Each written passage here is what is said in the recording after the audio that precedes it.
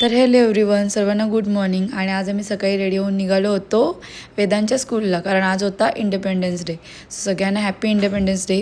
आणि वेदांश आज एवढा खुश होता कारण आज इतक्या दिवसांनी जवळजवळ पहिल्यांदा असं असेल की वेदांचे पप्पा त्याला स्कूलला सोडायला येत होते, त्यामुळे तो पण खूप खुश होता.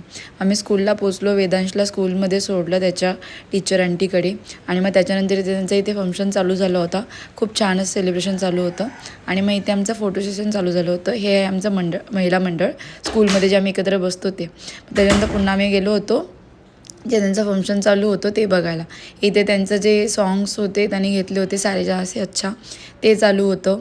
त्याच्यानंतर मग डान्स वगैरे होते, बट UKGच्या मुलांचे डान्स वगैरे होते. मग ते सर्व फंक्शन तिकडे चालू होतं. आणि हां, वेदांश कुठल्या स्कूलमध्ये असं मला बरेच जण विचारतात, तर वेदांश आहे ब्लूमिंग बर्ड्स BRC स्कूलला. आणि आता पुन्हा आम्ही निघालो होतो घरी जायला. आणि हे शेंडू म्हणजे वेदांशची फ्रेंड.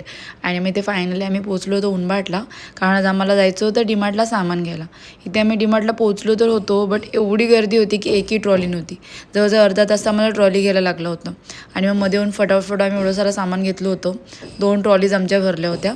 आणि मग बिलिंगलासुद्धा खूप लाईन होती. मग पटापट बिलिंग वगैरे सगळं झाल्यानंतर आम्ही निघालो होतो घरी जायला. आणि आता जाताना ड्राईव्ह करायला घेतलं होतं माझ्या मावशांजीनी. ते सुद्धा खूप छान ड्राईव्ह करतात. आणि मग जाता आता मी 5 मार्गावर थांबलो होतो मसाला वगैरे घ्यायला. आणि तुम्ही बघू शकताय भट्टी आहे जिथे की ते शेंगदाणे वगैरे भाजत होते. आणि मग त्याच्यानंतर आम्ही घरी पोचलो होतो. घरी सर्व सामान वगैरे काढून घेतलं. आणि मग त्याच्यानंतर मम्मीने माझ्यासाठी मस्त अशी ब्लॅक टी बनवली होती, कारण मी ब्लॅक टीच पिते मोस्टली आता. आणि मग चहा वगैरे पिल्यानंतर पुन्हा आम्ही रिटर्न निघालो होतो घरी जायला. आणि ह्या आहेत वेदांशने घेतलेल्या गाड्या. आणि सगळ्यांना जसं की माहिती आहे वेदांशला खूप साऱ्या गाड्या आवडतात आणि तो नेहमी घेत असतो. तो नसला तरी आम्ही घेतो. आणि ते येता येतात वेदांश झोपून गेला होता. आणि फायनली मग आम्ही पोचलो होतो घरी. मग घरी येऊन आम्ही जेवणाचं वगैरे आवरत होतो, तेवढ्यात वेदांशसुद्धा उठला होता आणि त्याच्या नवीन गाड्यांसोबत खेळत होता. आणि इथे आता ड्युटी लागली होती वेदांशच्या पप्पांची पोल्ट्रीमध्ये पाणी वगैरे चेंज करायची. मग तिथून पुन्हा रिटर्न आली, आमचं जेवण वगैरे रेडी झालं होतं. आणि मग इथे ऋतू आणि मी आम्ही बसलो होतो वेदांशला होमवर्कला घेऊन.